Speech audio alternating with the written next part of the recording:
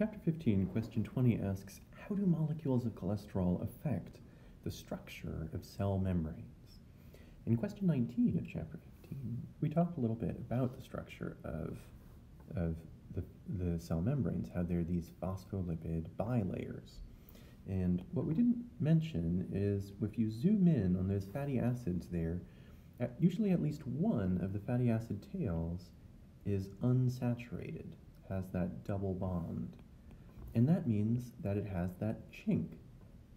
Just like we saw in the difference between saturated fats and unsaturated fats when we talked about animal fats and plant oils and their different melting points.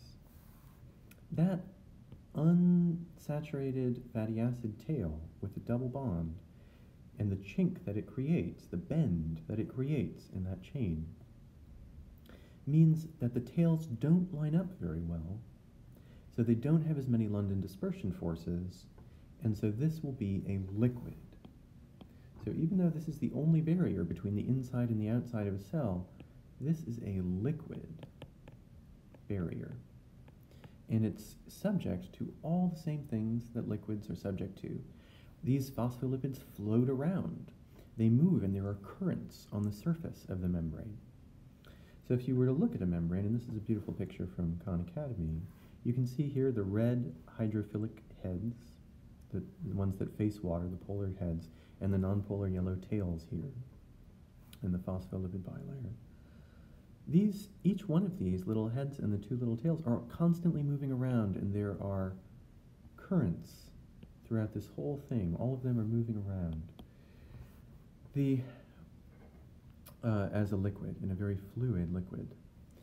The blue things here are proteins, and those proteins bob around in this liquid like a buoy out in the ocean, or like a raft in a lazy river. They float around on the liquid that is the cellular membrane. What that means is that these proteins, if it were just a phospholipids that they were surrounded by, those proteins would have to depend completely and entirely on themselves. They couldn't work together with any other proteins because at any second, one might float in that direction and the other floats in that direction in this liquid. So if all you had were these phospholipids, no protein could depend on any other protein in the cell membrane, and that would limit what it could do. So in comes cholesterol. You can see the rings of cholesterol here. Remember, cholesterol is a steroid. It has that steroid nucleus with the 1, 2, 3, 4 rings, the 3 6-membered rings and the 1 5-membered ring. And also notice it's an alcohol. It has that OH there. So in comes cholesterol, and cholesterol has these rings which are really flat.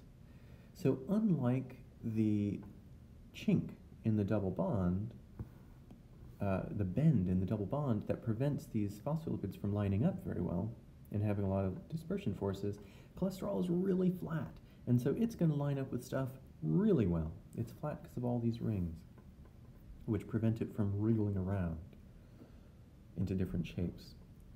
So it's really flat, so it's going to line up really well with other molecules and have a lot of London dispersion forces, which means cholesterol is going to act sort of like double-sided sticky tape. And what you can do is you can take two proteins, these are the green things here, they're supposed to be proteins, and you can surround them with cholesterol. Cholesterol here are those yellow, the yellow colors.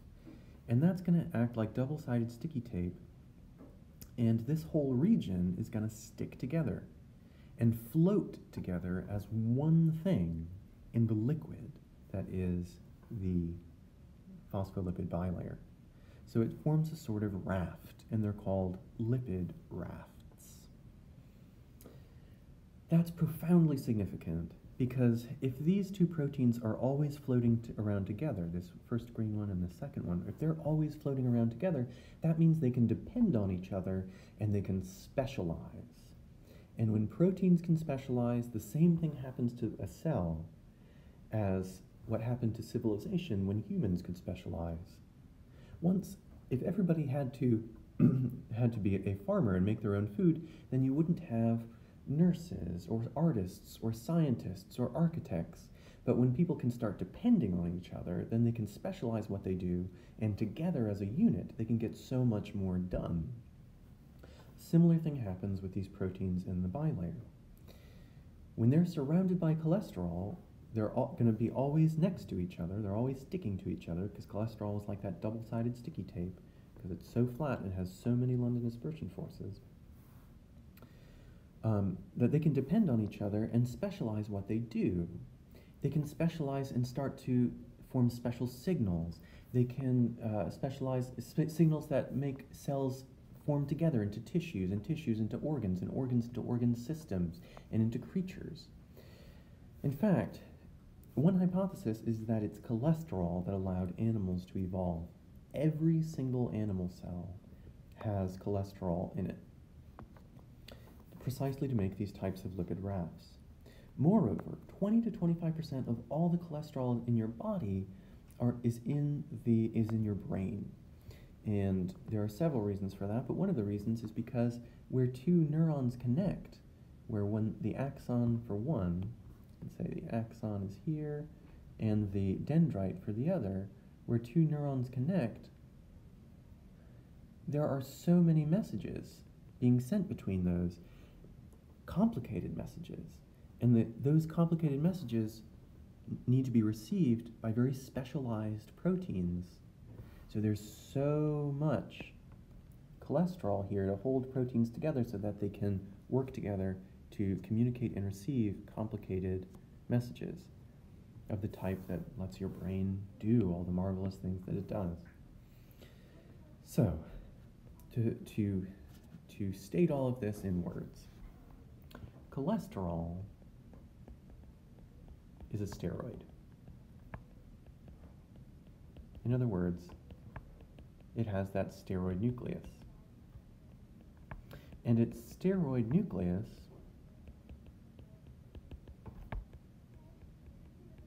is rigid because there are so many rings, and rigid and flat because of the rings.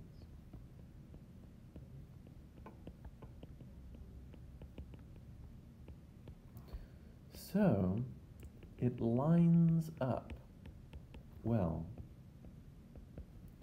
with other molecules and has a lot of London dispersion forces.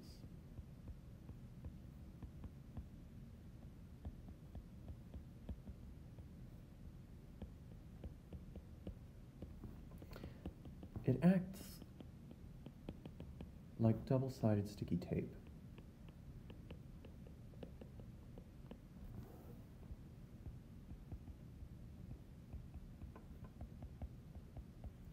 That glues molecules around it together. Proteins surrounded by cholesterol, proteins in that cell membrane surrounded by cholesterol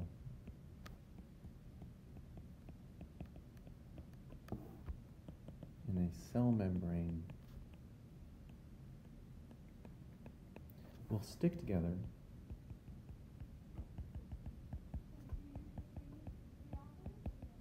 and float around the cell membrane together.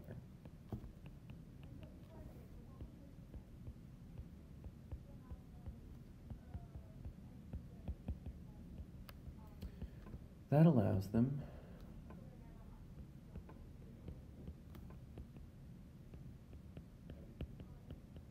to depend on each other.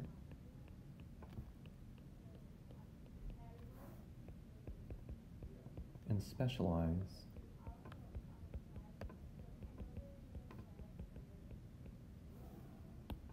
their functions.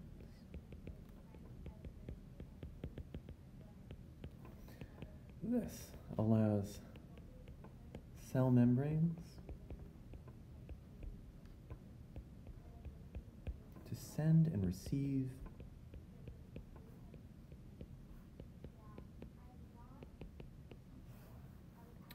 more complicated messages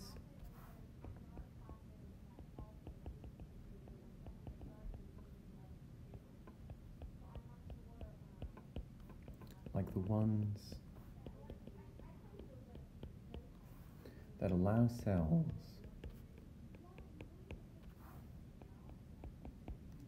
to form tissues and organs. Now, if you look in the book, this is not the answer they'll give. They'll just say that cholesterol makes the membrane more rigid, but that by itself is kind of a meaningless statement. So that wouldn't be a satisfactory answer to this question in the homework, or on a quiz, or on an exam. And because cholesterol is so significant, and this idea is so significant, it may even have allowed animals to evolve in the first place. It's really important that you include all of this in an answer to this question on how do molecules of cholesterol affect the structure of cell membranes.